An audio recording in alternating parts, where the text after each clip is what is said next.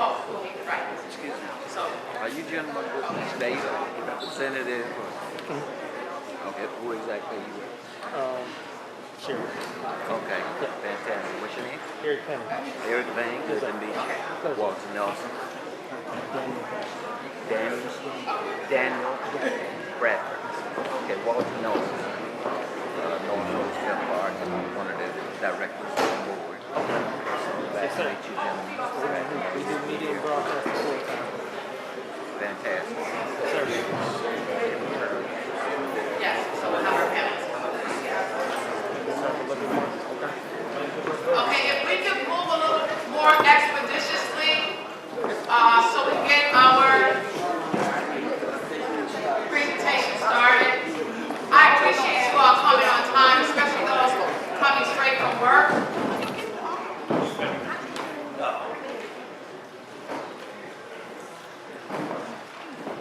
Kevin, John, you guys, we have some seats up here. Chip, we have seats up here. We have seats up here. If you like, we have seats up here. The panelists have moved. Hold up.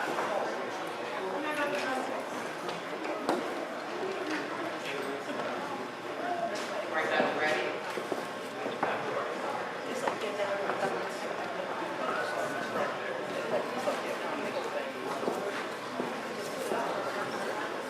Of course. If you don't mind turning your ringers on vibrate, we'll certainly go live. I am Detroit Educator on Twitter and Instagram. Shameless plug. The grade 8 hashtag. You all are amazing. Another round of applause.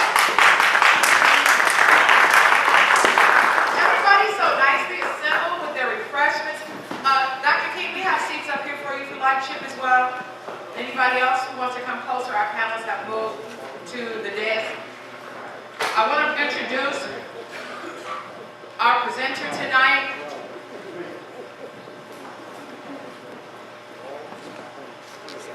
Douglas Heller is an independent consultant and nationally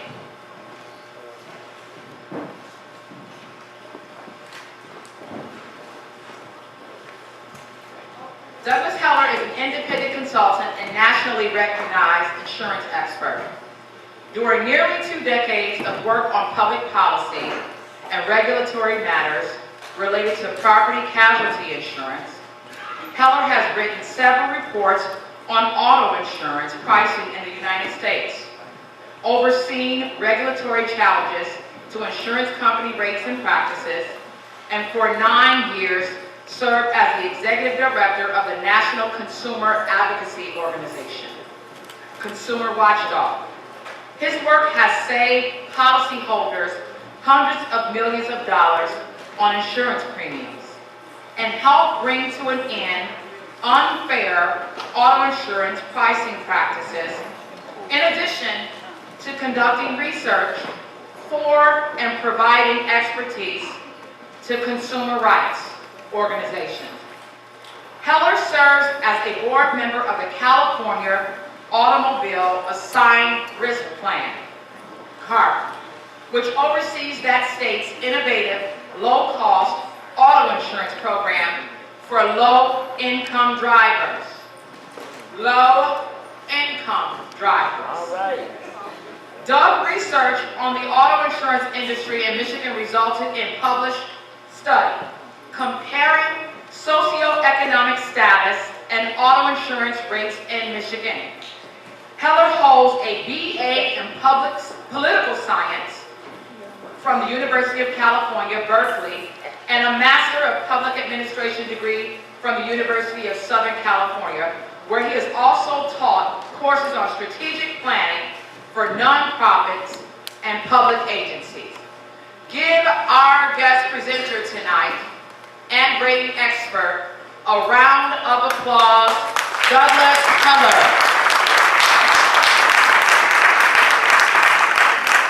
Thank you very much for hosting, Representative Gay-Degnogo, and thank you to all of you for coming out tonight to talk about auto insurance. over the course of the evening, I'm going to talk a little bit about auto insurance prices. And I know that you're not here because you never thought about those issues. I know that these are going to be things that are familiar to you, frustration that you've heard about or experienced before. And so my goal tonight is to kind of take that raw marble and show you how the sculpture is created of insurance discrimination, because the insurance industry has spent decades refining the art of discriminating in the auto insurance markets. And I want to show you exactly how that work is done. Because what we found from my research in Michigan and particularly in Detroit is that the market is plagued by unfair pricing and discriminatory practices that tend to quite consistently harm working class and lower income residents, even if they have perfect driving records. When it comes to what we pay for auto insurance, I live by sort of a very simple philosophy, because we have to remember, auto insurance is just about the only product. That's right. Is the mic all right? Can you hear me? Keep it Closer. You got it. I want to make sure. Is that better for y'all? Okay. For me, you have to remember that auto insurance is really the only product in all of society that government makes us buy, right? We all are required to carry auto insurance. We are served on a silver platter to an industry, and yet that industry is not held to account. Amen. That industry is not constrained or restrained, and they charge us prices that are outrageous and unfair. Right. So I abide by a pretty simple philosophy when it comes to how auto insurance pricing should be done. Pretty straightforward. It's not who you are, it's how you drive that should matter. I think it's a pretty fair expectation for all of us to have, that if we're good drivers, we should pay less, regardless of where we come from, how much we make, and whether or not we have a fantastic credit score or a fantastic job. If we're fantastic drivers, that's good enough. Now, to illustrate some of the ways that that expectation is not met by the insurance companies, I'm going to tell you a little story. First, I'd like to introduce you to a driver that I've created here to test premiums in Detroit. 35 years old, been licensed for 20 years, drives 10 miles round trip to work, buys pretty much the basic policy, except adds the uninsured motorist coverage that we need to have because there are so many drivers without insurance, and is able to coordinate the PIP benefits, so their no-fault benefits are coordinated with their health insurer, so the insurance company doesn't have to pick up, the auto insurer doesn't have to pick up the whole load. And the most important thing to remember, this driver that I'm going to tell you about, this driver has a perfect driving record. No tickets, no accidents, no claims in the 20 years that this driver's been on the road. So let's call him Robert. Robert is a lawyer. He has a graduate degree, owns his home. He has a current insurance policy, which he pays for in full up front. Robert's doing fine for himself. And here he is in Detroit. He's been quoted, when he goes shopping for a policy, he's been quoted $810 a year, which I think a lot of you would say, I've not seen that policy recently. No. Well, that's a quote from last week.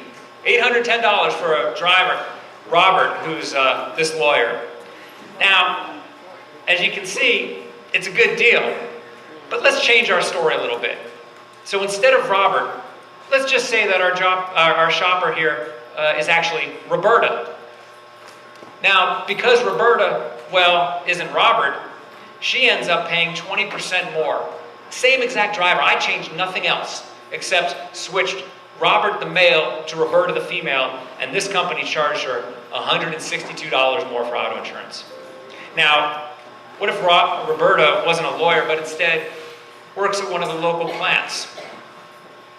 She's a factory worker, and that's another $50 just for having a blue collar on her shirt instead of a white collar. Now, it turns out Roberta doesn't have a graduate degree at all. She has a high school diploma, though, and for that, she gets the gift of another 7% hike on her auto insurance rates, just because of her whether or not she has that degree. Well, Roberta working the factory job and is not able to own the home that Robert owned. So Roberta rents her home. Guess what? she pays more again. And as you know, even though the economy is doing a little bit better, unemployment here in Detroit is still pretty high, and it's nabbed Roberta, unfortunately.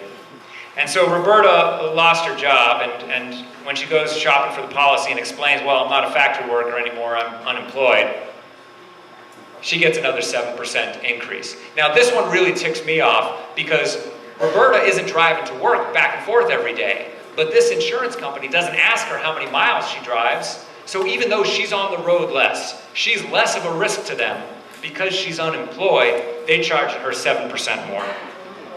Now, without a job, it's too expensive for Roberta to pay for her insurance premium all at once. So she asks to pay in installments. And when she does that, she's charged by this company $17 a month. Now, just bear with me here for a second. If you're an auto insurance company and you have to do the paperwork and you have to process all those installment payments, I'm sure it costs $1 or $2. Give it $3, but not $17 for the benefit of paying on a monthly basis.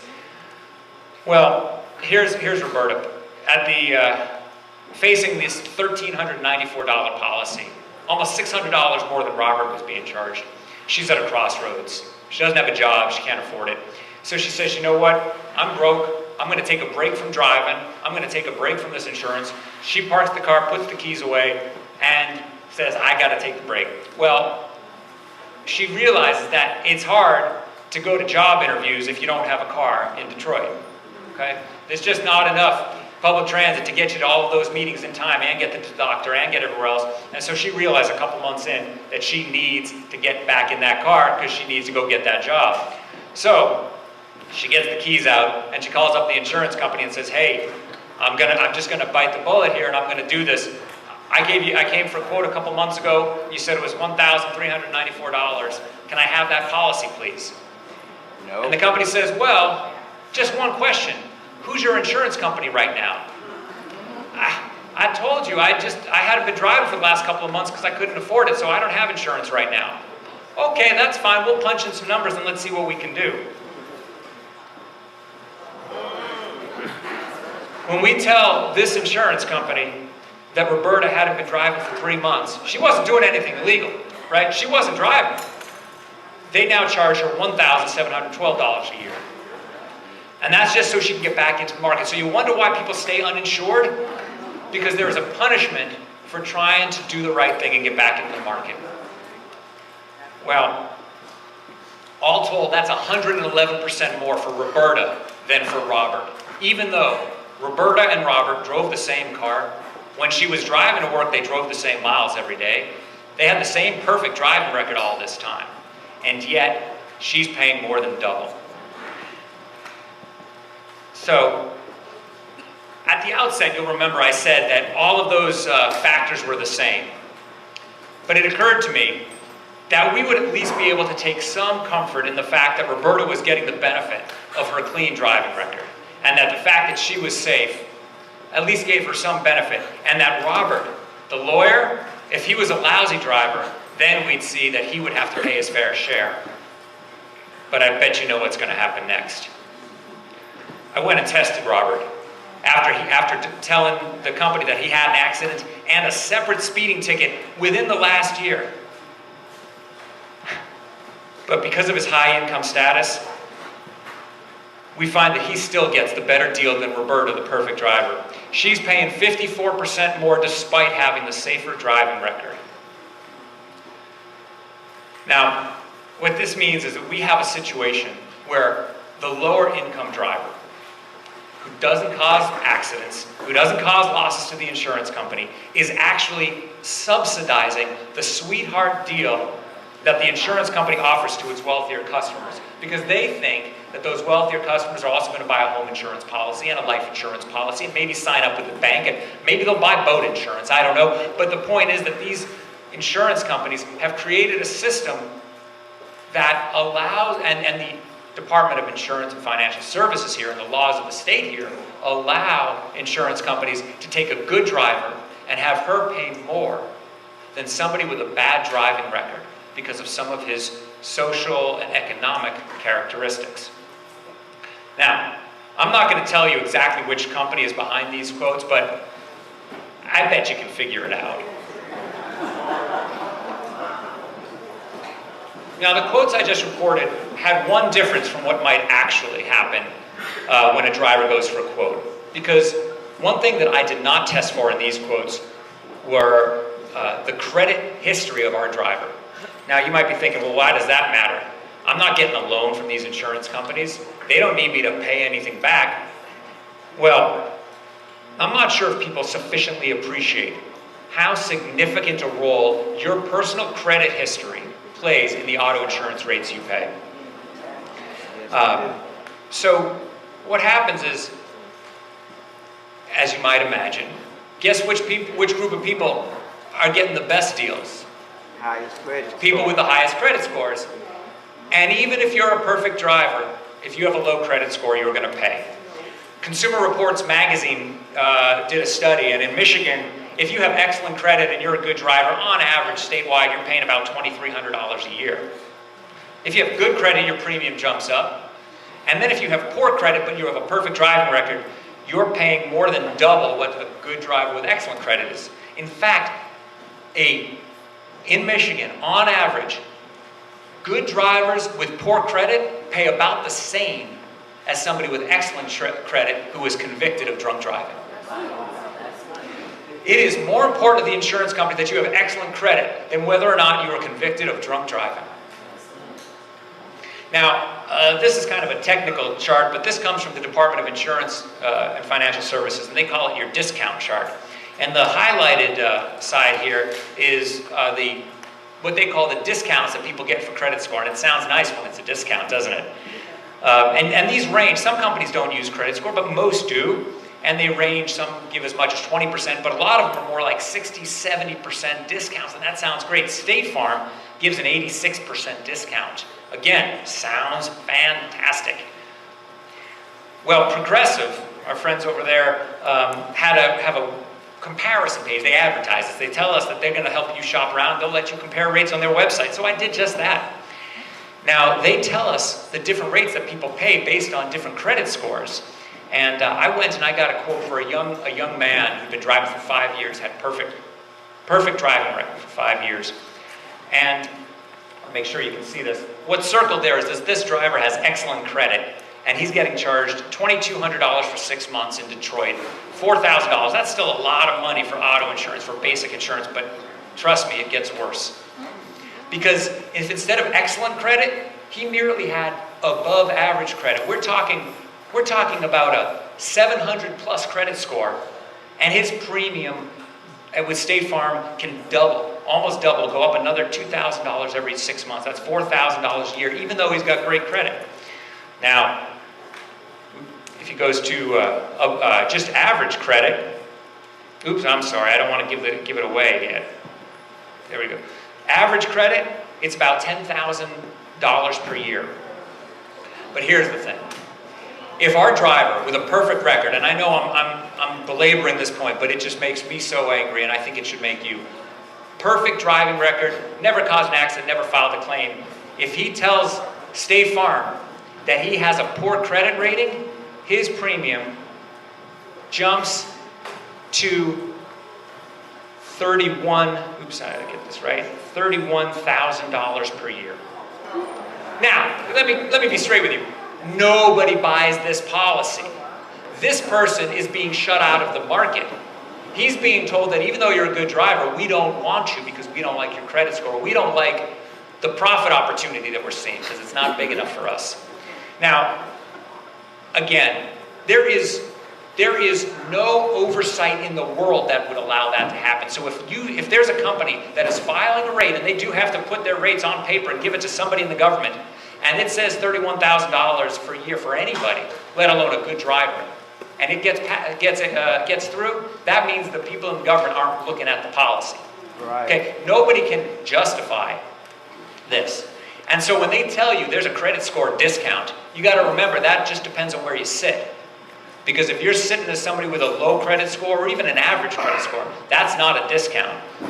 And that, in fact, if you do the math, that $31,000 compared to that $4,000 policy, That's 600% more. But if you're looking at it from that person with the excellent credit score, that's an 86% discount. Ladies and gentlemen, that is what they sell when they go to Lansing, and they tell you you can't get rid of credit scoring because that's a discount that people love. That 86% discount is a $31,000 policy if you're on the wrong end of the bargain. Now, I just want to go through, in the limited time I have left, a few more outrageous practices by some Michigan auto insurers that I found. Now, there's a list of 10 that we've actually put out, but I want to go through a couple just briefly because I find them so offensive. I can first show you what I call the widow penalty. Now, auto insurance companies will ask you if you're married or not. And even if you only have one car, so it's only one that you're only driving one car, insuring one car, they're going to charge you more if you're not married. And if you're single or you're divorced, you'll often pay more for auto insurance. They even ask you whether or not you're a widow.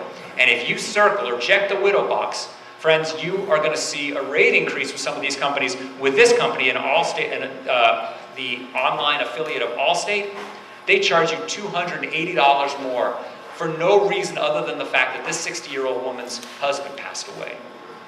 Now that to me is outrageous. There should be a law against a widow penalty, am I right? That's just outrageous. There's no reason for it. In fact, in Maryland, when this was found out, the governor last year signed a law to do just that. Now, here's another one. I call this one the Patriot penalty. You remember that Roberta's premium jumped when she had that break in her insurance coverage? Well, that happens with a lot of companies. They do that. Some of the companies ask you, why did you have a break in coverage? And when we went to AAA's website, Auto Club, they do just that. And they give you an option to select military. And if you say that the reason that I had a break in coverage was because I was on a tour of duty serving my country, and you select that military box, Auto Club charges you 5% for that. If you go to the website of the Auto Club, AAA, and you go get a quote, they're gonna say, do you have car insurance? And you say no, they're gonna give you a box to check. And if you check military, they're gonna raise your rates. This is what the insurance companies do because nobody's watching them. Now, you all familiar with the term redlining? Detroit has a big red line around the whole city, we see, right? The insurance companies always try to explain that Detroit is different and the prices here are so much higher for some reason or another. So I did some testing to look at what happens to neighbors who live on either side of the Detroit-Grosse Pointe boundary. So I went to this 48230 zip code, and I got a quote from Allstate for a good driver. And it's not, again, not cheap, but $3,452 per year for his policy. Okay? And this is his house. Right there, it's right on the corner of Mack Avenue. And then what I did is I took a walk. I walked up Bedford, across Mack Avenue, not a football field, 275 feet away, and I arrived at this house. Oops, pressed the wrong button. So I got a quote for the exact same driver. Not a single thing different, except his address was 275 feet away on the Detroit side of that border. And you remember it was $3,452 a year on Grosse Pointe. That same company charged that same driver with a perfect record $7,350 per year for being 275 feet away. You could throw a football from one house to the other. I couldn't. Some people could. And there is no justification for a $3,898 penalty for being on the wrong side of the street. There's no justification for this. You might be able to convince me that people living in the heart of a real urbanized environment have more accidents and maybe have more costs than somebody living in a rural community. Not 113% more, but maybe there's some difference there. I can accept some of that. But if you're living on the other side of the street from somebody, you drive the same roads every day, there is no justification for this. And I went to other companies, and other companies have the same kind of redlining pricing. And I just want to be clear that there is no way that anybody in government who is really looking out for consumers could let this happen. And so what you have to conclude is that they're not looking out for consumers when they allow these rates to move forward. So I hope that this sort of walkthrough showing you how the insurance companies kind of sculpt this system that they've created that has been of great benefit to them, but has been of great burden to residents of Detroit. I hope that this has helped shed some light on the way this works and the way that piece by piece the discrimination happens. Because most people, most people aren't Roberts, right? Most people that we know are a lot more like Roberta. And Roberta's been shouldering too much of this burden for too long. And there needs to be changes. It needs to happen in Lansing. It needs to happen from the governor's office and the Department of Insurance. But these changes have to happen. Otherwise, we will continue to have the situation where the insurance industry takes money from our pockets, and we and the residents of Detroit and lower income residents all around the state are shouldering the burden of this system. So with that, I'm not sure if we're going to take some time for questions or if we're going to go to the other panelists, but I thank you very much for your time. I hope this has been helpful. Thank you.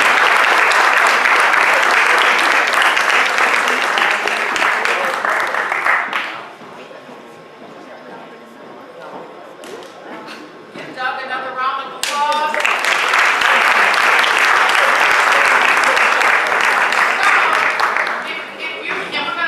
Have questions shortly, so hold on to your cards.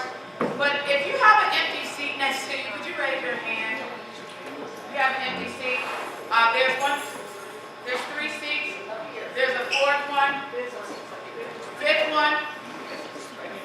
Those in the back, Mr. Talbert, Bill, Buffalo, there's a seat up here next to Kevin.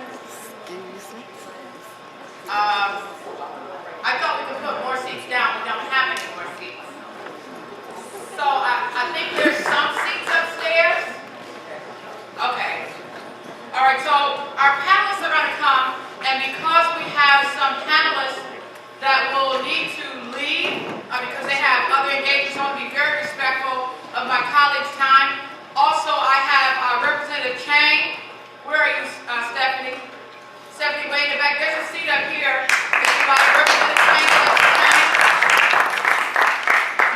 If you want to, there's a seat up here. There's a couple more seats. I think the Bill, find Bill, where did he go? All right, I don't want anybody standing. All right, give Doug another round of applause.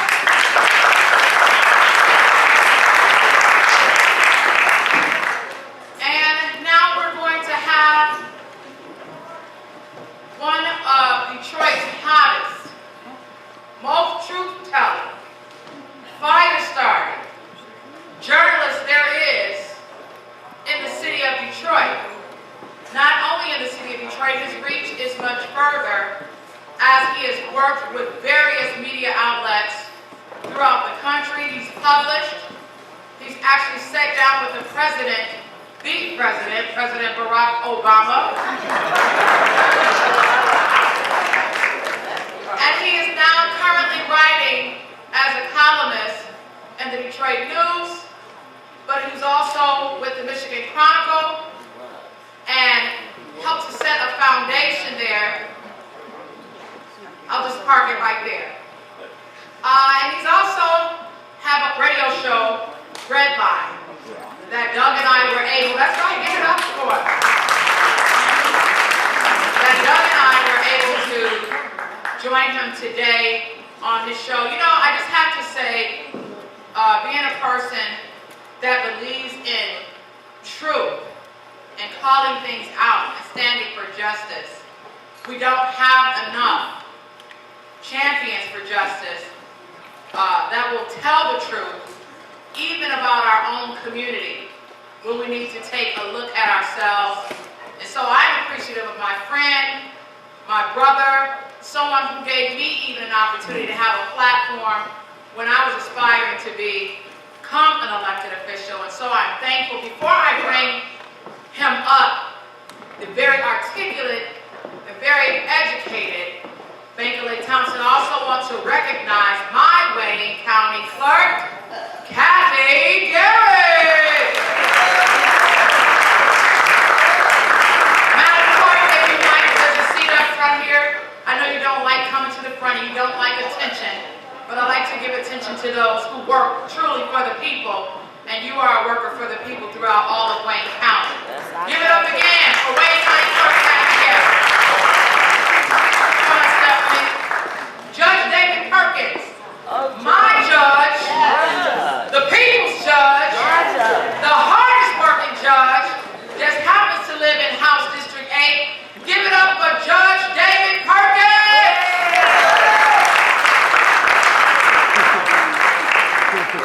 We need great judges in our probate courts. All right. Shameless plug.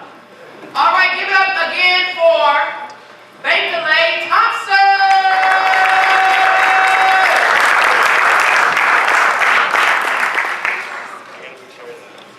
Give a round of applause again for Sherry Day. And I say this not because she's here, because I've said this on the air many times. When I see what Sherry does in the community, you know, it just reminds me, she comes through the veins of Shirley Chisholm, Barbara Jordan, and a lot of all the legislators in the past who really were not afraid to ask some tough questions. And we're not really afraid to unfriend certain people or get unfriended by certain people because they're saying certain things. And I think last year we saw how the insurance battle played out. Very bitterly. We had people on both sides of the aisle that looked like you and me, you know, pushing two different ideas about what insurance reform would mean for Detroit. But I think what was remarkable was the fact that Sherry stood her own ground, and she made it very clear about where she stands. And Sherry knows sometimes we don't agree on all issues, but that was one issue where I agreed with Sherry. I wrote a number of columns checking the mayor to say, wait a minute, you know, these individuals, these legislators don't work for you. They're just duly elected like you. And so if you want to vote, you have to fulfill all righteousness like you would go to anybody and ask them for their support. You got to fulfill all righteousness. You don't just call on anyone just simply because you are the mayor. And that goes for any other individual who would have been the mayor of Detroit. And I was a little bit concerned about that in light of, and I'm coming to the panel shortly, but I'm invoking the moderator's privilege here. In light of the mayor's comments at Little Rock Baptist Church, at Reverend Jim Hollis' church, where he issued a threat saying he's going after legislators, he's going to work to unelect them because they stood in the way of his insurance reform. Well, even Conrad Mallett, who's a strong supporter of the mayor, I interviewed him, and he went against the mayor's insurance reform. So is he going to go after Conrad Mallett at PNC as well? I mean, I wrote a column about that. So the question, I was very concerned about how you use the, you know, a spiritual edifice as the church. When we go to church, when we go to the mosque, when we go to the synagogue, we go for reconciliation and peace. We even hug our enemies. We even hug those who call us names the day before we showed up in church. We hug them and smile. But you don't go to church and issue a political threat. So I thought it was way out of order, and I wrote a column telling the mayor to back off from that. That is not how you govern a city, especially after your re-election. But anyway, we have an esteemed panel here, quite knowledgeable, and we had fun this afternoon on the air with Doug Heller. Quite remarkable information that I'm hearing for the first time, just about how insurance redlining is economically ravaging many lives in this city. So we're going to open this up. Let me start with Eric Hoffman, because we're talking a lot about the industry here. So we need to hear from you, from the other side. What is it that we're missing in this conversation? Probably Hi, I'm Eric Kaufman. I've been in the insurance business for, I'm sorry. My name is Eric Kaufman. I've been in the insurance business for approximately 32, 33 years. I've been on both sides of it, from the selling side. Also, I was a claim manager before that. Some of the ideas that Mr. Heller came up with and some of the things he found out in his research are right on. Sherry and I, we've talked about it numerous times, talked about some ways we can make some changes. As we go on today, I'll give you some suggestions that I think that could help. Number one, I was born and raised in 48221. I've got 2 youthful drivers in my home. My business is in Detroit. I'm dealing with the same issues that you guys are dealing with as far as your insurance is concerned. Just because I'm an agent doesn't mean that I don't pay the same rates that you guys are paying. A lot of the things that Mr. Heller saw in his research, I'm looking at it and he's exactly right. One thing, I guess I'll get into this real quick because I got to throw this out. He mentioned redlining, and the term the insurance industry uses is territorial rating. Same thing, okay? So what they told us on the sales side about why the rates increased about 2 years ago, I thought was interesting.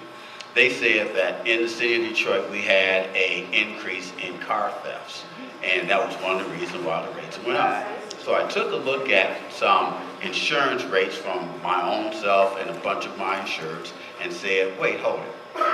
If only 10% of your premium is for theft coverage, then how can your rate go up 20%? That's right. Something's wrong there. So when I called the underwriters and said, the numbers don't add up here. Can you tell me how you came up with this? And they said, it's our pricing model. What does that mean? I can't tell you what that means, Eric. I can tell you that is our pricing model. And based on this model, these are the new rates. So all I'm saying is a lot of things that Mr. Heller brought up are pretty accurate. Some of the things with some of the companies I've written for, I don't know how he came up with some of these numbers, but 90% of what I'm looking at, and I did my research last night and read his entire paper and made my own highlights on it. It's dead on. It really is.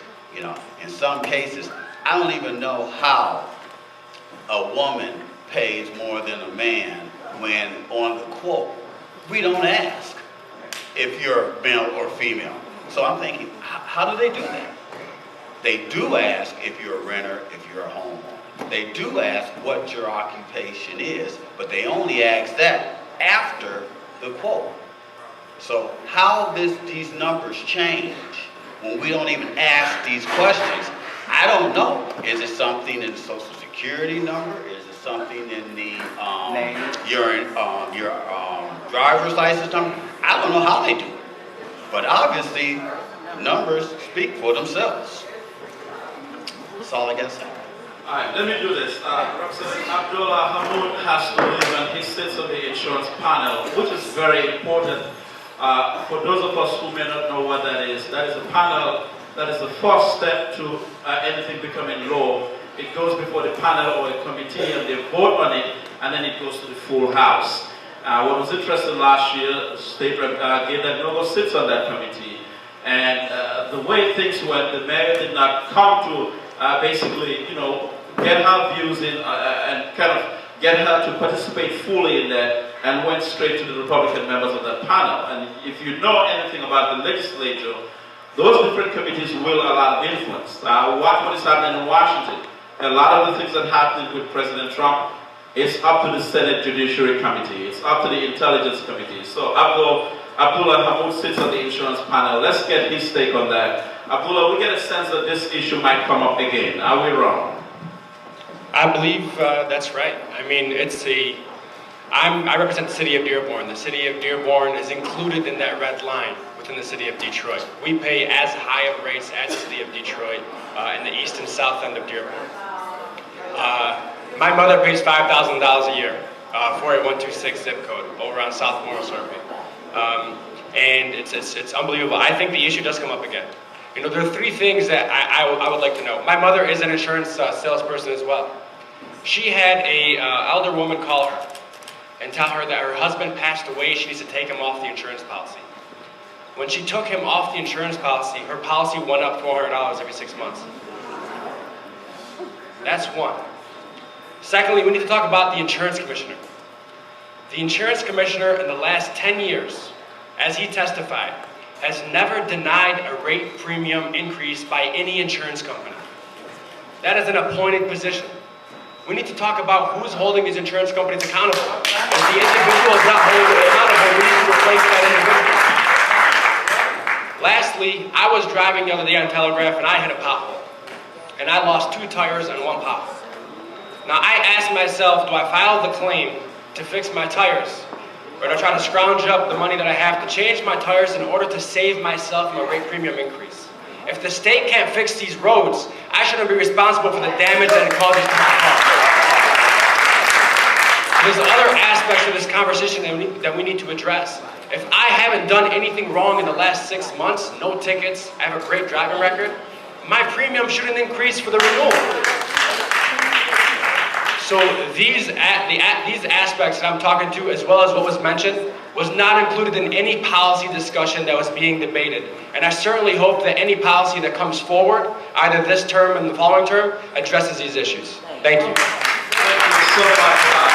I can agree with you on the roads.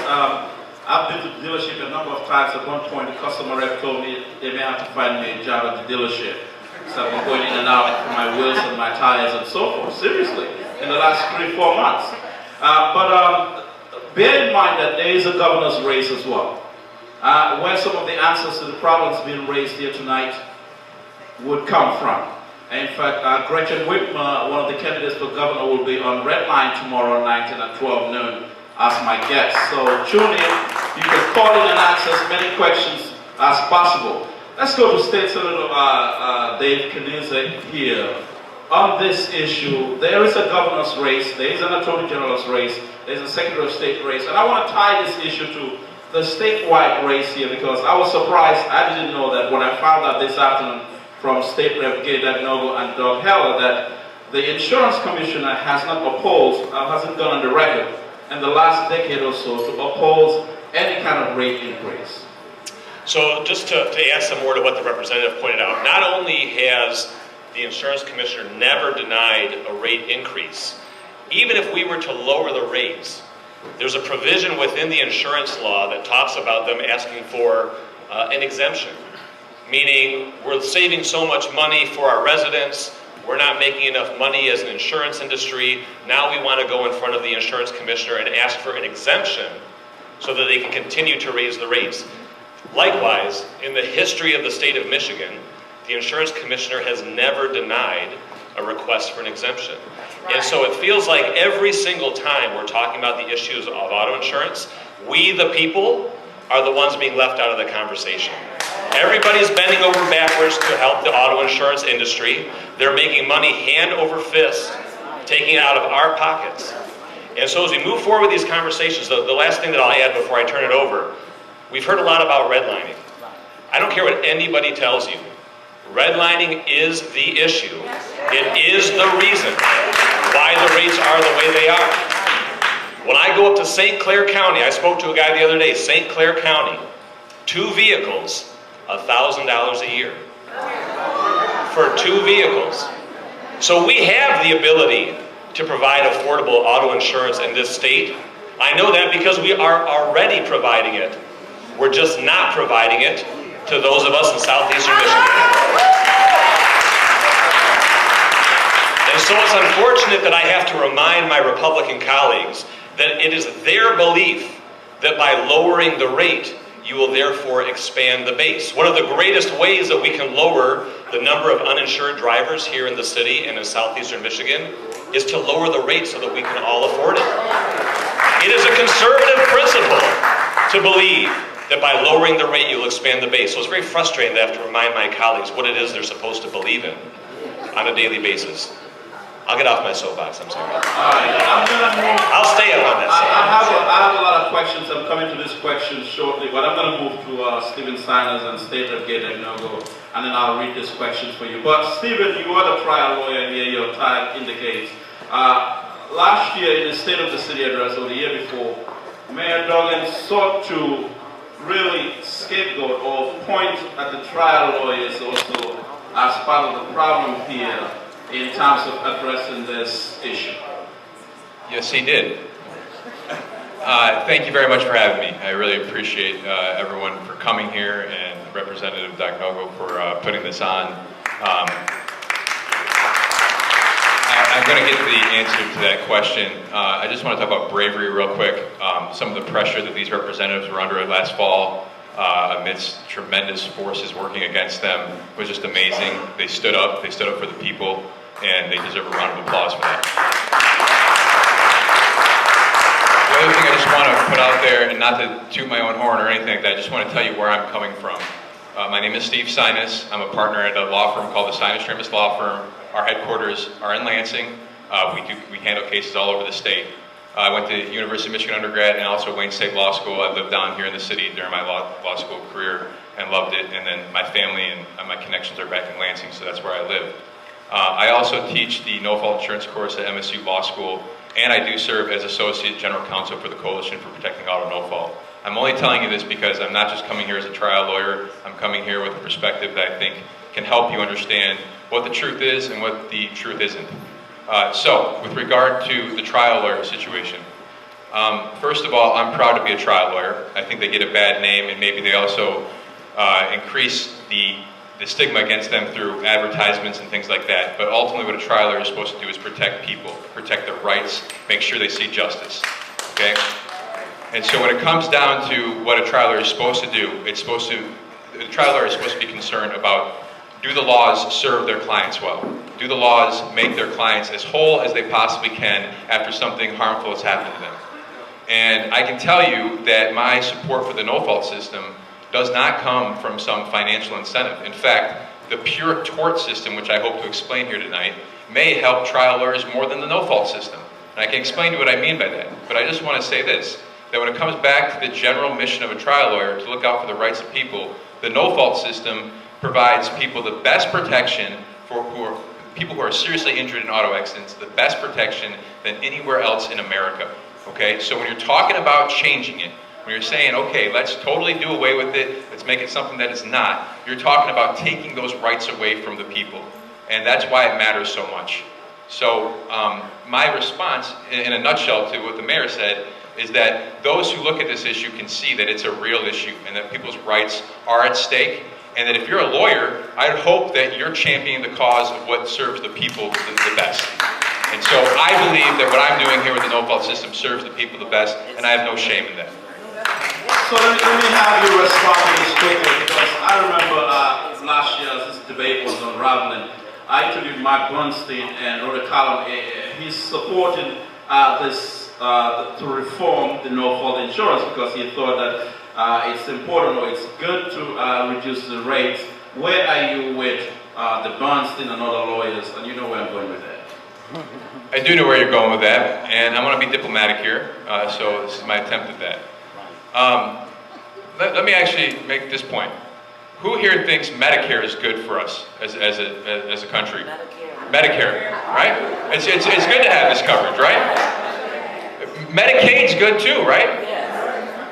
Do people sometimes misrepresent things in a Medicare claim? Yes. Do you hear about Medicare fraud? Yes. Do you hear about Medicaid fraud? Yes. Do we say because there's fraud we should do away with Medicare or Medicaid? No, right? So when it comes down to this issue of problems in the no-fault system, are there examples of people abusing the system? Of course there are. Yes. Should we stand up against it? Of course we should.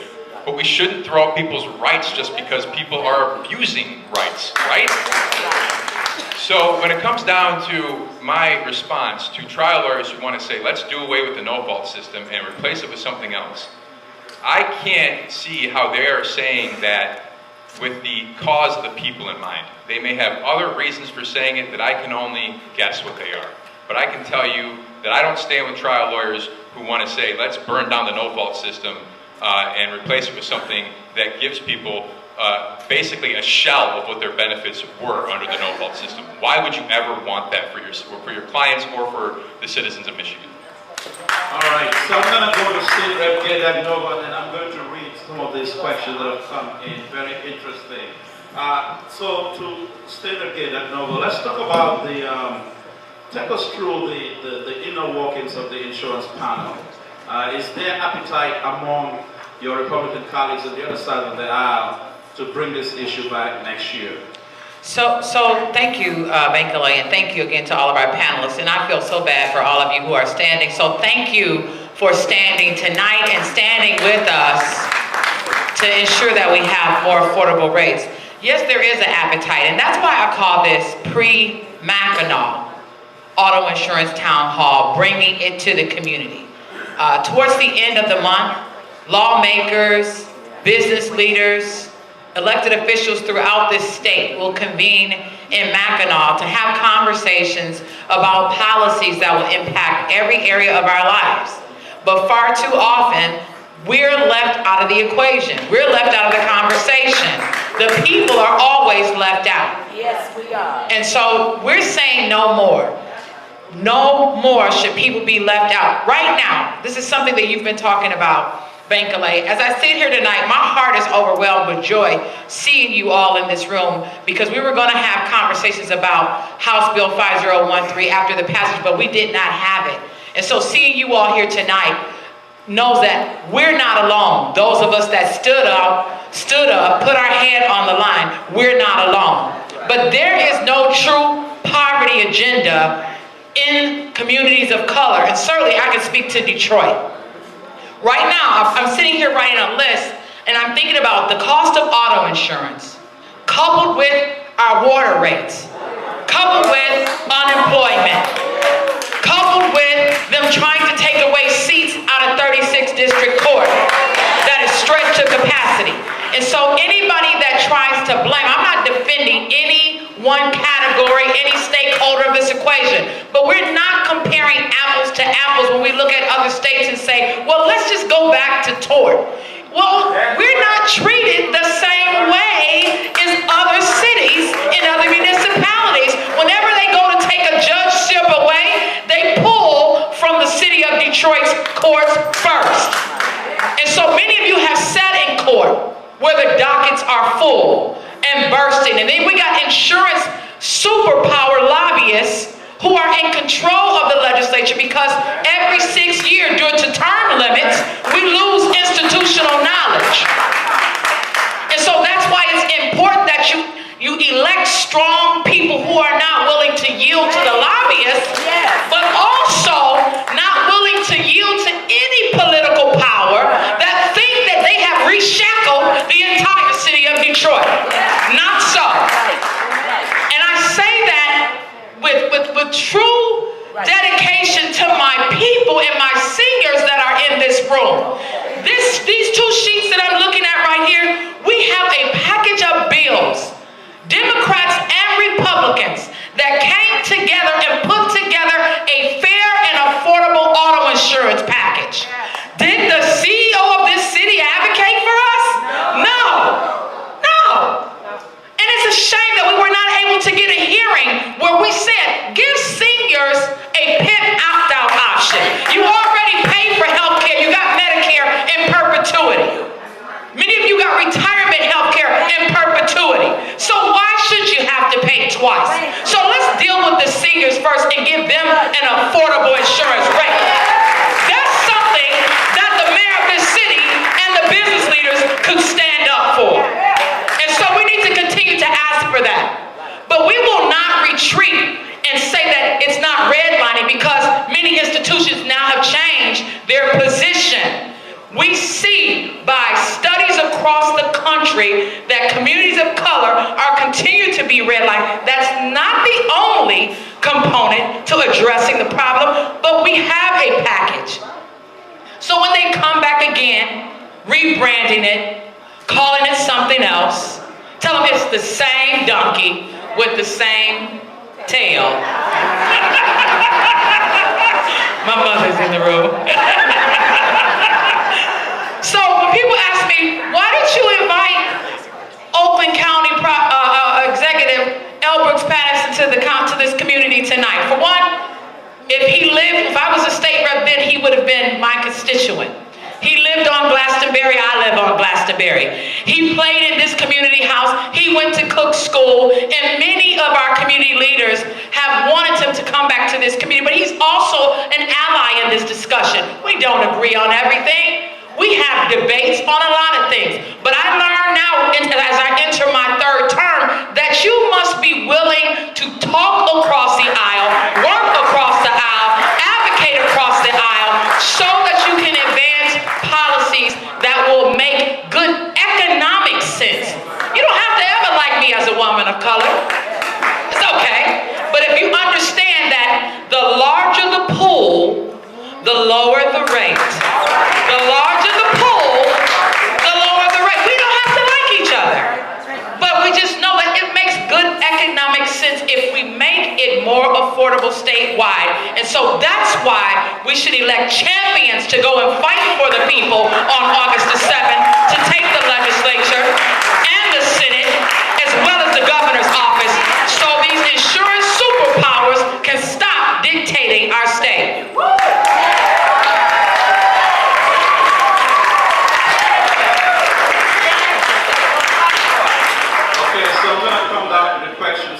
First question, rightfully so, says, I was just advised by my insurance, is this mic on? Yeah. Okay, good. I was just advised by my insurance agency that my policy will increase when I'm 65.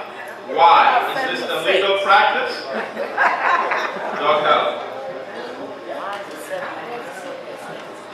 You know, the insurance companies have these documents that they'll file with the state. They're sometimes 1,000 pages long.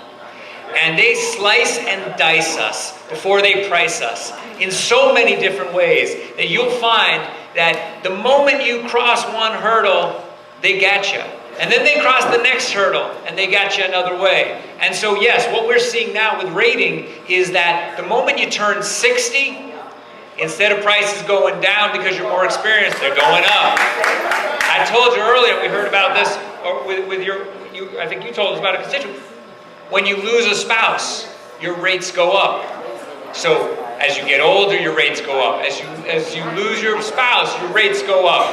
If your credit score falls because you lost a job or because you had a medical emergency, your rates go up. There are so many different ways they do this to us, and yes, even because you turn 65, even if you're still as good a driver as you were and probably even more responsible, your rates will go up. All right, State Senator Dave Kinizek, I'll have you answer this. In view of the Republican majority, or the trifecta currently in place, and the great possibility of their governance remaining, what realistically can happen in the legislature to reform this industry? This questioner is assuming that, in fact, we may have a continued Republican administration after November. In the event. Sure. Well, I think what we've already seen, and the representative pointed out, there is bipartisan support for a bill to advance to reform our auto no-fault system. We do have Democrats and we do have Republicans working together on this issue. What we need is the political courage from our leaders within the legislature to allow that bill to come up for a vote. Because we know when that bill goes up for a vote, people will do the right thing. Because they've done it in the past when Democrats have controlled the House and we put up these votes. The Democrats and the Republicans came together and passed it unanimously.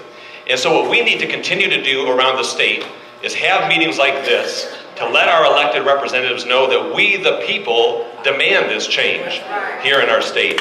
We can no longer afford the auto insurance prices, and what we forget is that the folks who are enjoying very low rates in rural Michigan and outside of Wayne County, they're enjoying those low rates because we are subsidizing them.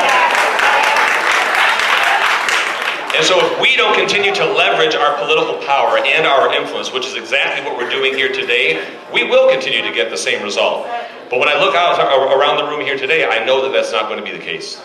All right, this goes for Stephen or Doug, any of you, or Representative Hamoud. It's a technical question. What effect does auto accident-related injuries cause on insurance rates? How does that factor into pricing formula?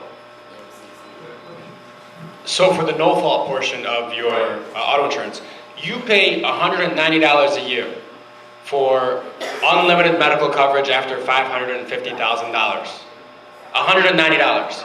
So for anybody to tell you that we need to strip away your benefits when you get in a car accident, that's $190. That's not going to provide you with savings enough to make car insurance affordable. So it's obviously not the medical coverage that's causing these rates. It's the discriminatory practices of you live on the wrong side of Greenfield. It's the discriminatory practices of you work for our autos and you don't have a tie on every single day you go to work. It's the discriminatory practices that you're a woman and you drive and you're not a man. That is what causes our auto insurance rates to rise. Can I add just one brief thing to that? Yeah, let me read this question to you because I want to get as many questions as possible while you're thinking about that. This is very, it says, please explain the PIP, which I suppose is the personal injury protection, and I need to know why my insurance went up because me and my spouse are seniors and retired and we pay a premium for Medicare. Right. And I also have HAP, which is the Health Alliance, I think, as Medicare insurance. And we have 2 cars. I pay $7,000 a year. I'm not going to mention the type of the car for, you know, just privacy's sake, but they pay $7,000 a year for 2 cars. So go ahead. I was going to pass it over to Heller. I would. I mean, I can respond to this and try to give people a summary of how it evolved. But back to Heller. Go ahead, Stephen. No. Take the explanation. I'll go back to it. Okay, I want to try to be respectful of people's time here. So I'm going to do something that I think is more efficient overall, which is to cover what pure tort is. Who's heard of pure tort or Ohio's insurance system? Who's heard of Ohio's insurance system? Let's talk about it in the media, right? Okay, so there is a bill up there to repeal the No-Fault Act entirely and to replace it with what is referred to as a pure tort system. And states like Ohio follow a pure tort system. And you're asking yourself, what the heck does pure tort mean? Okay? I'm going to try to give you a very unnuanced explanation. It means this, that you only can recover the damages you sustain in a car accident if there is another at-fault driver involved. Let me back up and make this simple point. If you are seriously hurt in an auto accident, you have your medical bills, right? Then you're disabled from work. You have your lost wages, right? You can't do things around your house, like your household chores, right? So you need to hire somebody to do those for you, right? So those are household services. And then you also have pain and suffering damages, or loss of enjoyment of life, because now all of a sudden you can't enjoy your family, you can't enjoy your hobbies, you can't do the things that make up your life, and so you are suffering, right? So the law recognizes that damage. Pure tort says you get all those damages from the at-fault driver if there is one. But let me ask you, if you're driving to work one day and you slide on the black ice, can you sue the black ice? No. If you're driving out of work and a deer jumps out in front of you, can you sue the deer? No. If you're driving to work one day and maybe you're going 10 miles over the speed limit because you're a little late and then somebody runs the red light, well, who's at fault? Maybe both of you are at fault. You're going to have to litigate who then can recover their damages, and then people's contributory fault or comparative fault is then taken as a deduction against the benefits you get. Long story short, the reality is, in a pure tort system, many people who are seriously injured in an auto accident don't or aren't able to recover their damages. And if you want to recover your damages, you have to sue the other party. Okay? That's pure tort. What is no fault? No fault's a recognition that driving is dangerous. It's a recognition that every time we drive on the road, something bad could happen to us due to someone else's fault or our own mistake. So we're going to get this coverage called no fault, which is going to guarantee that for ourselves and our family, any medical treatment for the rest of our lives that's reasonably necessary for the care, recovery, and rehabilitation of our injuries is going to be paid by no fault. That's what makes Michigan no fault, Michigan no fault. I can't tell you how many clients I have who nobody expects they're going to be in an accident. I have spinal cord injury victims who life was going great. They drive their car one day and then everything changes. And if it wasn't for no fault, they would not have the care they have. They would not have the quality of life they have. And so it's that no fault benefit that makes no fault unique. And you can recover those benefits regardless of fault. So you don't have to worry about how the accident happened. You don't have to worry about if it's black ice. You don't have to worry about if it's a deer. You don't have to worry about if you were, playing with your radio or going 5 miles over the speed limit. Your medical is going to be paid, and your lost wages and your household services, by the way. Those are no-fault benefits as well.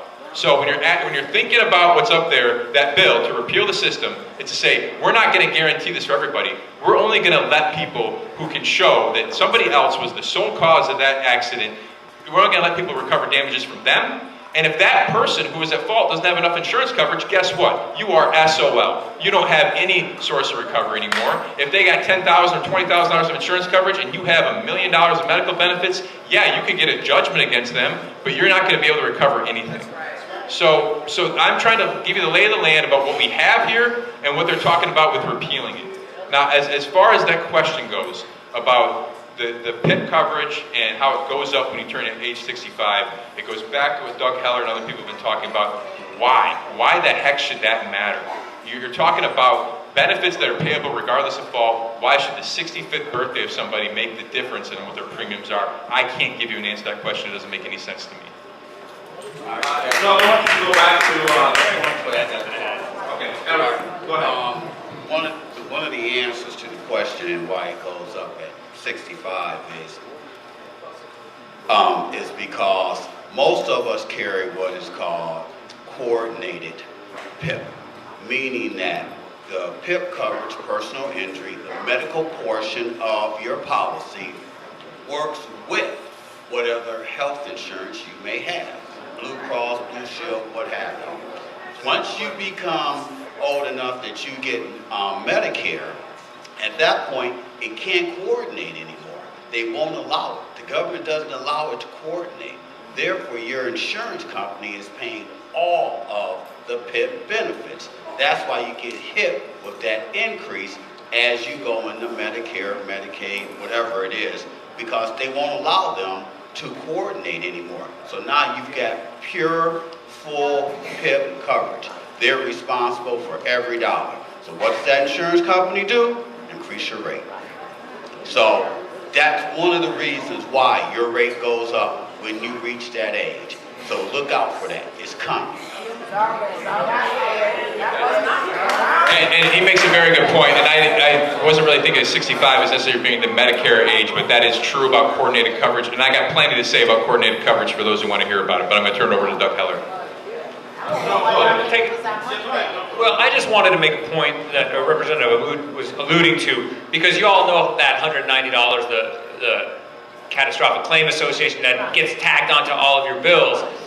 And I've been looking into that, and it's really quite astounding to me. First of all, this agency, which is really just a bunch of insurance companies operating together, but under the kind of the auspices of the state, but it's run by the insurance companies, and they're sitting on, I've looked at their finances, and it's very hard to get it, they're not very transparent, but they're sitting on, 20 billion with me, right? Now listen to this is what I learned. While they're raising your rate that you have to pay every year into that claims association to pay for these catastrophic injuries, they bring in last year they brought in investment income and capital gains $1.3 billion. That's $200 million more than they paid out in claims. They're making more on their investments.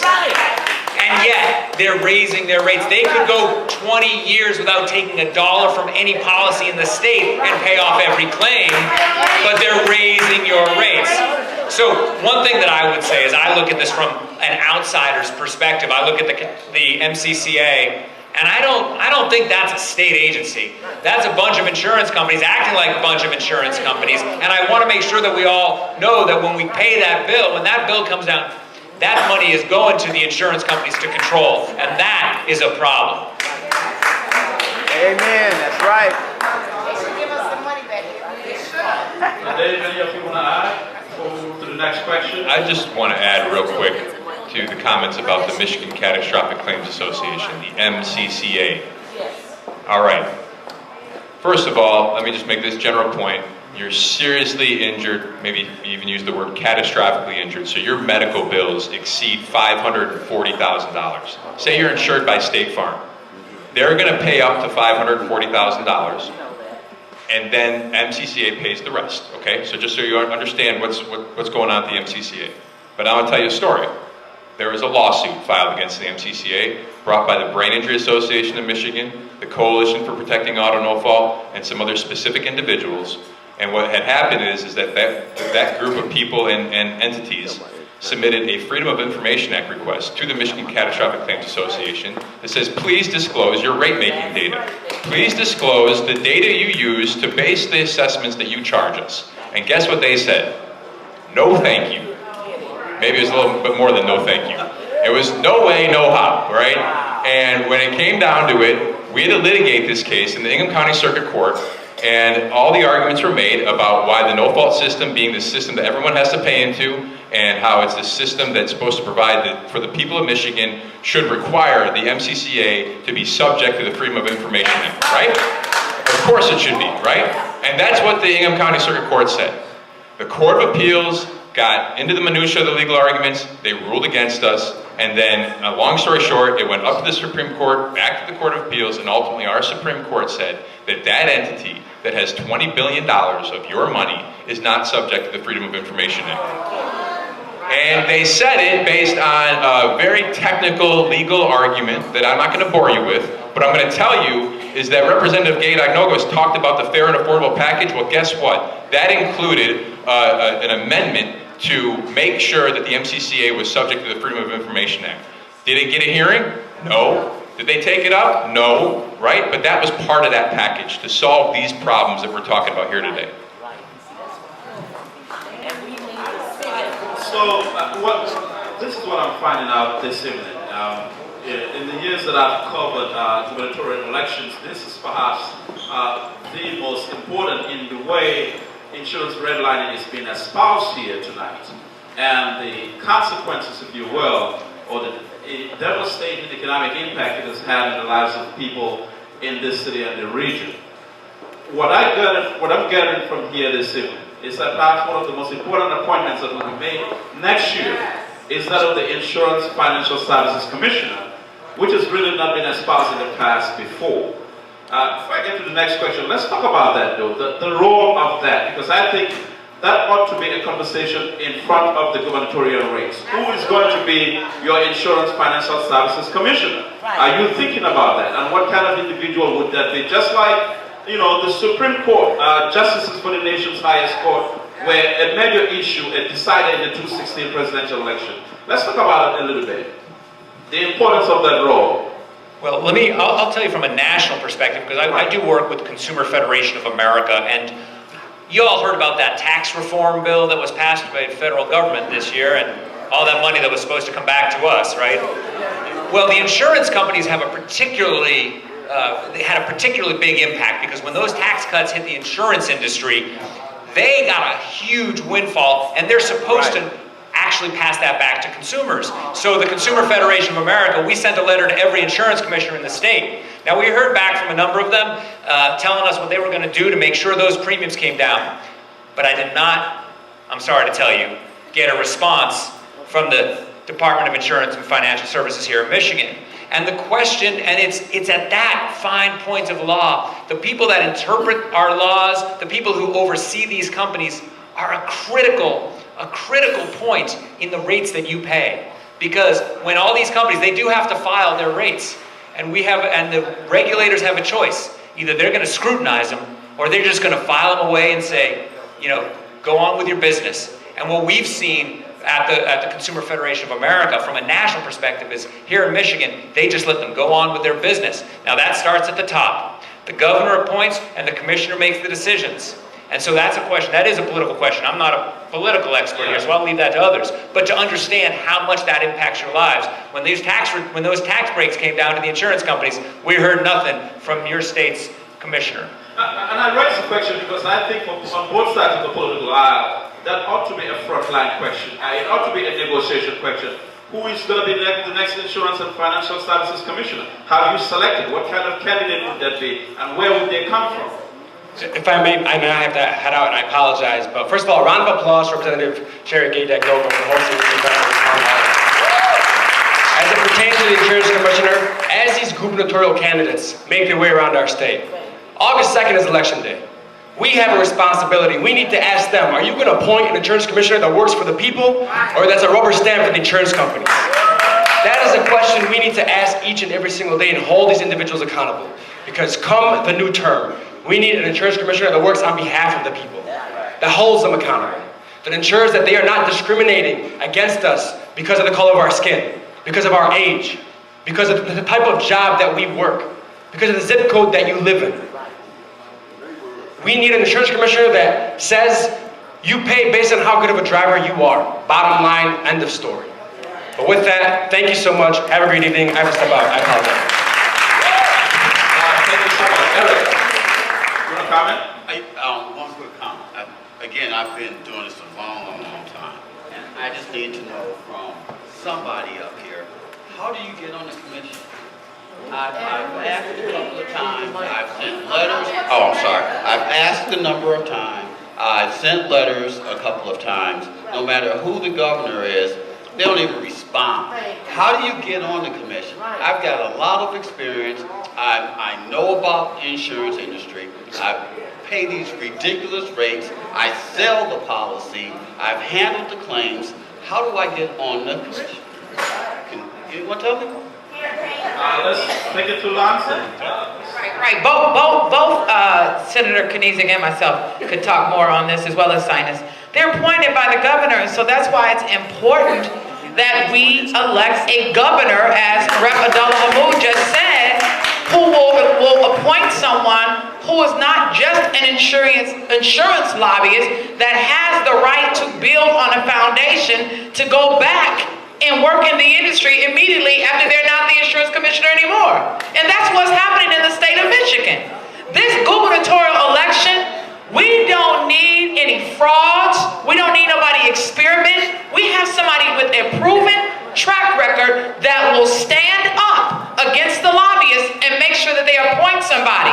Because we already have cases that have leaned in our favor, but we're not. The insurance commissioner are not using them. Sinus can speak more to the Shavers case, talking about affordability. What is affordability? We have policies that have made it a misdemeanor, made it illegal to drive without insurance. How do you penalize the people after you've making it illegal? Creating a case. And so again, I keep going back to all of these things perpetuate poverty. They're systemic. And until you understand that, and until you have somebody that is willing to stand up against oppression and discriminatory practices and policies that continue to perpetuate poverty, our state will continue to lag. All right, the next question goes like this. As a senior citizen with an excellent credit score, a college degree, and an excellent driving record, and Medicare, I am concerned about the 5-age senior citizen opt out of PIP. What is the penalty for senior citizens who choose to opt out of the PIP if they face encounters like a catastrophic accident? They won't let you. You can't opt out right now. The only thing that might be coming up there is that you can, this is still a technical detail, but just so you know what's going on, because I certainly hope that my remarks shine some light on what the law is all about. There is an ability to buy a no-fault insurance policy if you're a senior citizen that allows you to opt out of work loss because you were not working, you're retired, right? So I told you no-fault benefits include the medical expenses, include household chores, and include work loss. Well, if you're not working, why would you need coverage for your work loss? So that already exists, and they're supposed to give you a reduction for that. In my experience, that reduction is small. Yeah, she's saying 2%. I thought it was a couple dollars at most. Can I touch on something else too? Yeah. Okay. So the insurance commissioner, I'm so glad this issue came up, and not many people understand really what the insurance commissioner is supposed to do. It's supposed to be an advocate for the people. It's not supposed to be beholden to any industry, right? It's supposed to be a government official that's looking out for insurance practices to make sure that everything is running fairly. And here in Michigan, there's a lot of indication that the history of our insurance commission's office doesn't really do all it can do, is all I'll say, I guess in a gentlemanly way. So anyhow, I want to tell you something, another little story here, and also to help you understand no fault. So no fault, again, covers lifetime medical, right? And then catastrophic coverage kicks in after $540,000, and somebody brought up coordinated coverage. You all should know what coordinated coverage is. I want you to leave this room knowing what coordinated no fault is. You can buy coordinated no-fault. What it says is, if you have health insurance that's not government-based, you have private health insurance, then you pay less in no-fault premiums because you are elevating your private health insurance to pay first, okay? So you're seriously hurt, you break your leg, you go to the hospital, you got Blue Cross. Blue Cross is paying all that, okay? And no fault can't balance bill you for the amount they would have been able to recover under no fault versus the reduced rates they get by Blue Cross. They get paid by Blue Cross, end of story.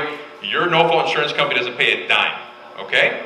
They might have to pay you back for your $40 copay, but in the end, they don't pay anything in that situation, okay? Now, many of you, any of you that has private health insurance, I bet you have coordinated coverage because most agents only sell coordinated coverage. So you would think, like, if you think about this, if you buy coordinated coverage, you are shifting that financial burden off from your no-fault insurance company and putting it onto your health insurance company. That's a pretty big deal. You should get a reduction in your premiums, right? And the statute says that premiums must be appropriately reduced for coordinated coverage. Now, our office, in a deposition that was done about 9 years ago at this point, but I presented this testimony in front of the House Insurance Committee last fall, and the Department of Insurance and Financial Services was there. They didn't refute it. They didn't try to tell me that what was said during this deposition testimony somehow changed. And I want to read you what this deposition testimony revealed about what the insurance commissioner does to appropriately reduce coordinated coverage. Question. There have never been any adopted standards or guidelines to enable the agency to make a determination whether premium rates have been appropriately reduced for policies containing exclusions for other accident and health coverage. Answer, right. Question. So it is correct that whichever path the filing follows, whether it's file and use or whether it's approval stamp path, which they're talking about how these things are approved in the insurance commissioner's office, the process is the same in terms of how your agency review that filing. Right. And the agency at the time had no specific standards or guidelines through which it would determine whether or not the premium charge for coordinated policy was appropriately reduced. Right. And it goes on to say, and there's several follow-up questions, just pinning them down, that says they do absolutely nothing to make sure that coordinated coverage is appropriately reduced for that huge cost shift that goes from auto insurance to health insurance. So it's just another example in addition to what Doug Heller's telling you. That's the stuff they're throwing at you when you go to apply for the policy just to get a quote. And then when it gets down to you selecting coordinated coverage, they give you some discount, but is it enough? Is it enough for that kind of cost shift? I wrote an article after the Affordable Care Act, which provides much more robust health insurance coverage, that they should offer people more of a reduction because you all now have better health insurance through the Affordable Care Act. Did you see a reduction because of the ACA? No, because the office doesn't even consider it. So it's another example of just nothing being done to protect how these rates are set. So thanks. All right, this next question, I remember Culver City Council when Mary Mahaffey was the president, and Cheryl McPhail repeatedly brought up this issue. Let me read what this questioner says. Why are you still pursuing a reduction in rates premium from the insurance quote-unquote plantation masters industry, of course, when you can research what it takes to give the city of Detroit its own insurance? State Senator Kinize, is that a route? Is that an option? Is it a feasible option? Sure, no, and I appreciate where that came from because a campaign promise was made at one point to provide Detroiters with their own insurance. One of the reasons, and this is just sort of give you the inside baseball perspective, one of the reasons the initial de-insurance proposal failed in the legislature was because while the rates are higher here than other places in the state, they're also high in other suburban areas, other urban centers across the state. And so other folks were saying, well, if we're going to lower the rate for Detroiters, why don't we lower the rate for every Michigander? And I think that we would agree that we don't want anybody except for our entire state to be able to benefit from lower auto insurance. We don't have to make this a Detroit-specific thing. We can make this a Michigan-specific thing where we provide everybody with the same level of relief. The one thing that I would add, too, is heaven forbid that you're ever in a catastrophic accident, right? You're in an accident, you're in the hospital, 1 month, 2 months, you walk out the door, millions of dollars in bills.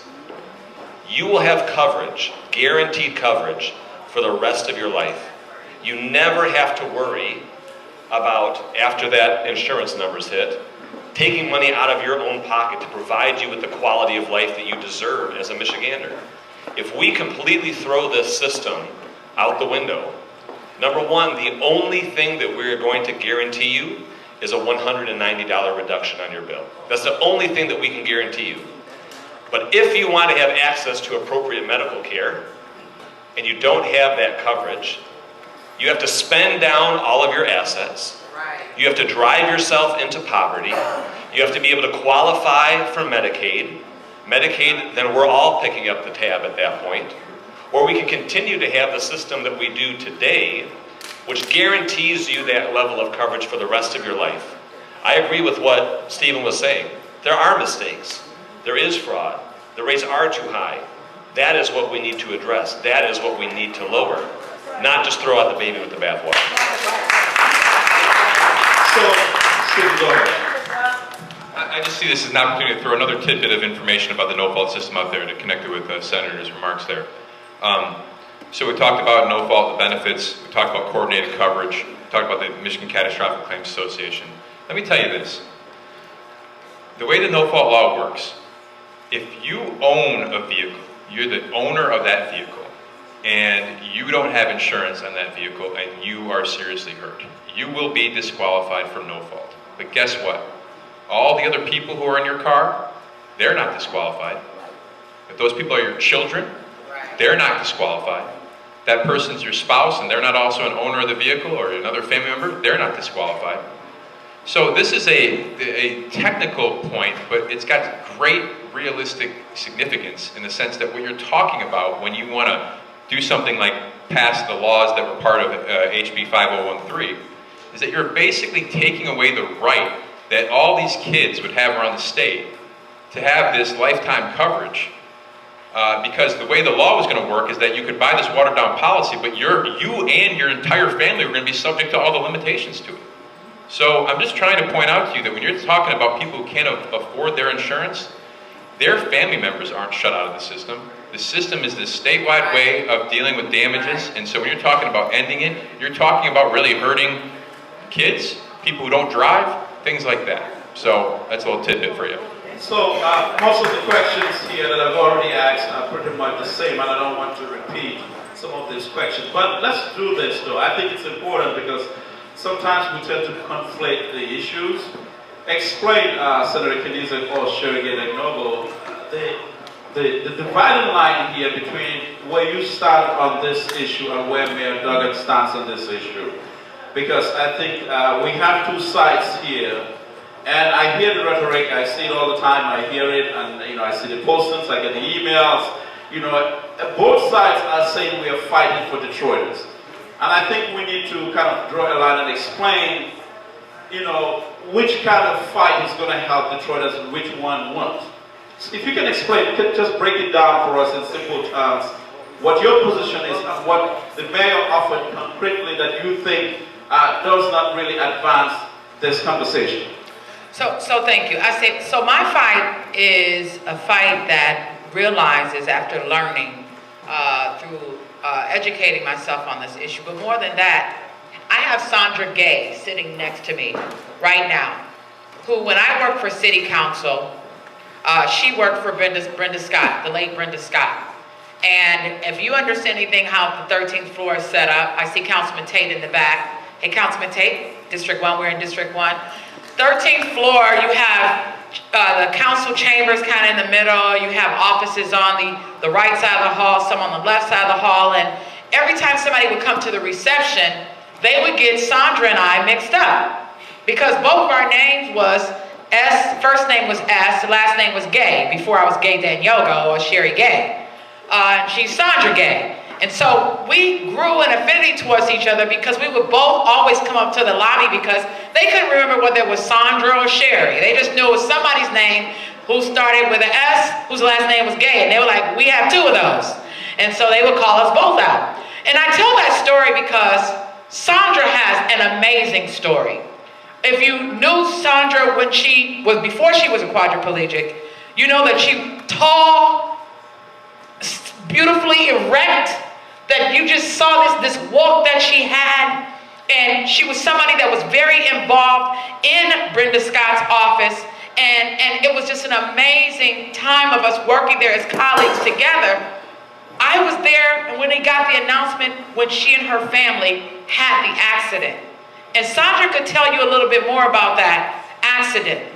But it was just in the nick of time that Sandra got the auto insurance that provided the Michigan Catastrophic Claims coverage. Now, Sandra can tell you if that $190 a year is worth it. She can tell you that from what she is dealing with every day. And I just want Sandra to be able to share a little bit of that. But where we stand, the mayor made a campaign promise. I made a people promise. And now, whether I get reelected or not reelected, I will not go into the chambers of the people's house and vote for something that is against the people, no matter the pressure or the politics.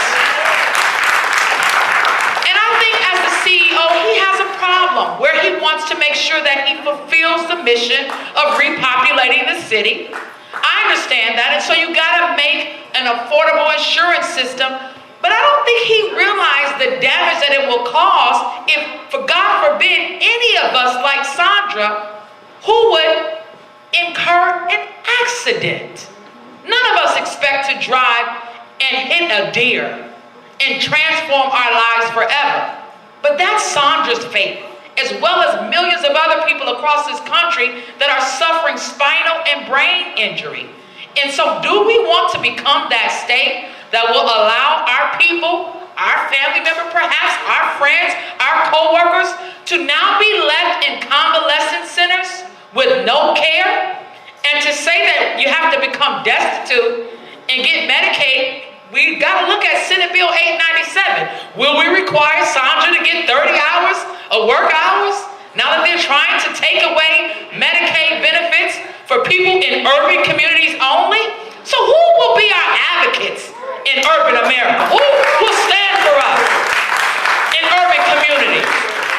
All of these oppressive laws together makes a calculus of disaster that sends the message that we're not worthy, we're second-class citizens. And no matter who we elect as the CEO of the city, they should understand that the majority population are people of color and they need somebody to stand for them. I want Sandra just to share briefly some of her story because she made travel to get here tonight, and I appreciate her coming here. We worked together years ago, and her story was so compelling to me that one person's testimony that tells their story certainly can dictate the importance of $190. Give it up for Sandra Gay, former chief of staff, from council member Brenda Scott. God bless you all. And Sherry, I want to say I love you so much. Every time she introduced me, she makes me feel like 100%. But Sherry's been a beautiful light and an inspiration to me from the day that I met her running through that lobby trying to figure out who she was, whether she could have been a relative, and calling my mother trying to figure out what's going on with this family they told me about, and we got some more gays up here, or whatever, you know, of my husband and his family. But I thank God here today that I'm alive and I'm well. In the year 2000, me and my family, a brief story, we were coming back from my hometown, Pittsburgh, Pennsylvania. In the interim, I was only maybe about 100 miles or less from home. Called my family and said, make sure my house is clean. I got a busy day tomorrow. We were getting ready to open up Tiger Stadium. I had a lot of events to do with Brenda, and I didn't want no mess at my house. But the moment I hung up that phone and looked up, we saw a deer, and the deer hit the side of my car and went into a ravine. Knowing the area of the accident, I figured we wouldn't have a problem, but they were doing construction, and we began to flip and turn and flip. Make a long story, of course, I woke up in the hospital with a broken neck, and they told me I wasn't gonna be able to move anything. They said that I was paralyzed from my neck down. but God works miracles, amen. But I think what Sherry wants me to explain in a brief moment is that probably maybe 6 weeks to 2 months prior to the accident, I had 3 brand new cars in my name, and our insurance had expired. And I began to tell my husband, we need to make a decision because our rates are just extremely too high, and we either get rid of one of these cars or do something. And we began to figure out our money. And I had been to the Baptist Council meeting where they were doing a forum on insurance, and they were explaining the rates. An Allstate representative was there, and she had gave me a folder. And I placed that folder on my desk, and I kept looking at it. And when I realized my time was running out, and I was driving these cars for a week or more with no insurance, and that wasn't gonna work, I called her, and she wrote me up from my desk with no money and said, you just come after work. And I thank God, because it couldn't have been no more than 2 months. If I had not signed up for that insurance, I would not be able to have the care. I have something called armored dysreflexia, and if I don't have a procedure done so many hours, I can die.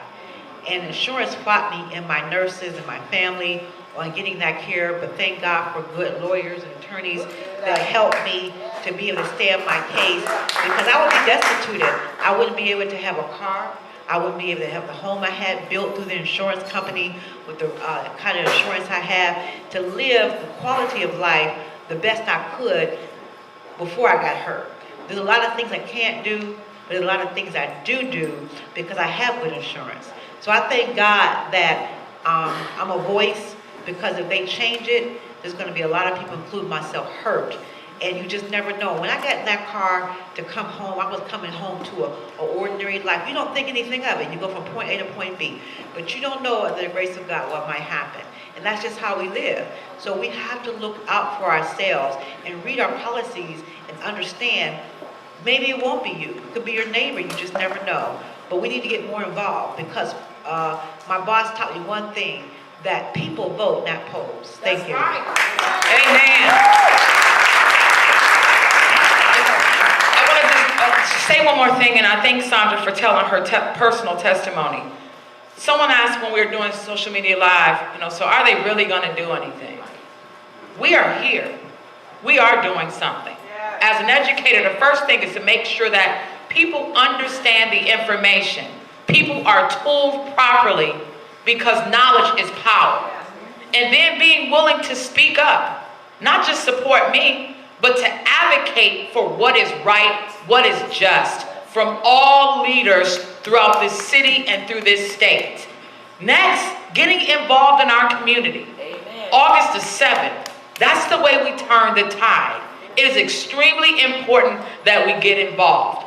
Yes, we'll have Democrats in Detroit, but all Democrats are not created equal, and some of them are not fighting for the people. So if you don't see my picture up at a city hall saying I wasn't the one that stood for the right choice, no, it was the wrong choice. But also, we have to make sure that we get involved, truly get involved, and know these gubernatorial candidates. This is not necessarily an election event, but it is a partisan, nonpartisan event that tells us to get involved in the process. And we've had Democrats and Republicans that again have come together in this package for fair and affordable insurance. Please call on the mayor and ask him to stand with us, and ask the business leaders of Michigan to stand with us to advance some fair and affordable rates for people hurting throughout our city. Thank you so much for being here. Sorry, Bangalore. I was surprised and smiling while you're saying this is not an election event. I guess maybe beyond the regional transit debacle, this could be one issue that Brooks Patterson could take with Mayor Dudley. And we'll see how that plays out. But let's do this. Final comments about where we go from here. Doug Heller, let me get to you, and then Kinesic, Eric Hoffman, and Stephen Silas. Doug, go ahead. Well, thank you all very much for bringing me, welcoming into your wonderful city, and the opportunity to talk about this. I truly believe that if we are talking about what the insurance companies are doing, we will have the people on our side, because nobody, no matter whether you're from Detroit or some other part of the state, thinks what I showed you up there is fair. Nobody thinks that's fair. So we just have to continue to tell this story, because if we don't, we know the suffering that is caused by the auto insurance company's practices. So I just appreciate your time. I appreciate the representative at Bank-O-Lay for having me here, and I wish you all the best in your fight for justice. Where can we follow you or read your material? Do you have a Twitter page? I am not a particularly good social media person, but I do know that the folks at CPAN, protectingnofault.org, has a lot of the reports that I've done on behalf of the work here, and am always happy to be here and continue this conversation, because it's an important one. I'll just close by saying that so many of the conversation that we've seen over the past few years, they talk about saving money and lowering rates, and then they talk about coverage. They talk about those two things as if they are mutually exclusive, as if we cannot have good coverage if we want to pay low rates.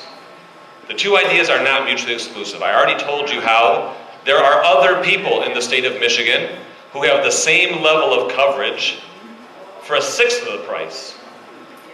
And so when I think about my district, Detroit, Dearborn Heights, Garden City, Inkster, Redford Township, when I think about the other communities across the state, my guiding light as a legislator is that every single resident in my district deserves the same level of coverage as everybody else in this state. And they deserve that level of coverage for the exact same price as everybody in the state as well. And I'll end just by telling you a brief story. When we were in the heat of things, if you will, last year, and the threats are being thrown around, and the finger pointing is taking place, and people are looking me in the eye and Sherry in the eye, and they're saying, we're going to take you out next year. If you don't do what we tell you, we're going to take you out. Sherry and I had a conversation that night, and I looked at her, I said, Sherry, what are we going to do here? We're being threatened. This is tough. The pressure's on. You know, they could come and take away our seats. She said, David, if I lose my seat doing the right thing, I'm happy to do it.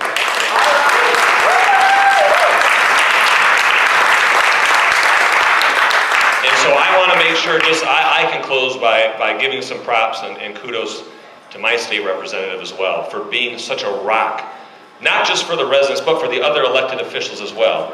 Sherry is somebody that we look up to, and is somebody who is, as I say, the tip of the spear on these fights. And so, Sherry, I'd be happy to follow you into battle any day, sister. Thank you so much.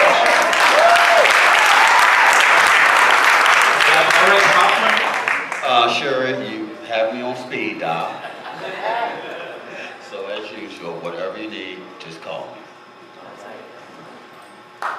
So Eric, should write the check. Thank you. Stephen, go ahead. Thank you all for coming. I'm blown away by the attendance and the attentiveness of you all, so thank you very much. I just want to end by emphasizing this. The world hears that you have an insurance rate crisis here in this city. The world hears you that something must be done about this. But when we're talking about comparing what was the mayor's approach and other people's approaches last fall versus the fair and affordable package, you know what? The distinction is one that has persisted for the last decade in this no-fault reform. It's that we're going to do something about rates by taking away coverage, what Senator Kniezek just talked about. I just want to expound upon that a little bit more. Lawmakers should be told, lawmaker, you can take away my care if you first make sure that my rates can be fair. That's right. You can take away my care if you first make sure that the entities that have all our money are subject to the Freedom of Information Act request. You can take away our care after you figure out this issue of fraud and making sure that fraud on both sides of the equation, whether it's the claimants or the mistreatment that insurance companies perpetuate on people, whether those are taken care of. You can take away my care after we figure out reasonable ways to deal with the cost of medical care. You can take away my care after we figure out the best way to address the coverage for our children and our families in auto accidents. So when it comes down to this approach of taking away care, it's the last option available. When are they going to hear this? It's the last option available. There's so much other work that we can do here. That's what we learned from Doug Heller, and hopefully some of my comments were also revealing of all the things that go on that make it a case where We have to reveal all the things that are going on here. Let the truth be heard. It's not being heard. Hopefully tonight shine a little bit of light on it. So thank you very much. The last thing I'll say is Doug Heller talked earlier about shopping for more affordable rates. There's information that you can get in the back with CPAN to get in touch with him, as well as get to some of those links. I will say, though, that while, for the most part, I think we agree, the one thing that I'm loyal. And while I might get a more affordable rate, I've been with Eric Huffman State Farm for almost 20 years. And the reason I've been with Eric Huffman State Farm, because he is an African-American man that has an insurance agency in the city of Detroit, not just because he's an African-American man, but because he gives back. He has served on the board of our YWCA, he's worked with our Young Boys Mentoring Programs, and he invests in our communities. So there's a cost benefit. Sometimes we can be penny wise and pound foolish. If there's a benefit of me working with Eric Huffman and seeing the investments that he makes in the community, I'm comfortable with keeping that long-term relationship because I trust what I know.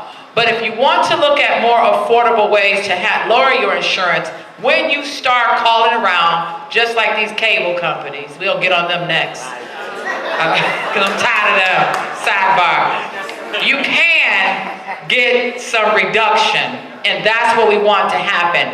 I will go on record in saying, while I want to make sure that we get affordable rates for everyone, I think the easiest path first is for our seniors. And I stand on that unequivocally, demanding more affordable rates for people who have already paid their dues and paid enough money in everything that they have. So thank you again so much. I hope there's still more refreshments in the back. Councilman Tate, I don't know if you want to have any remarks.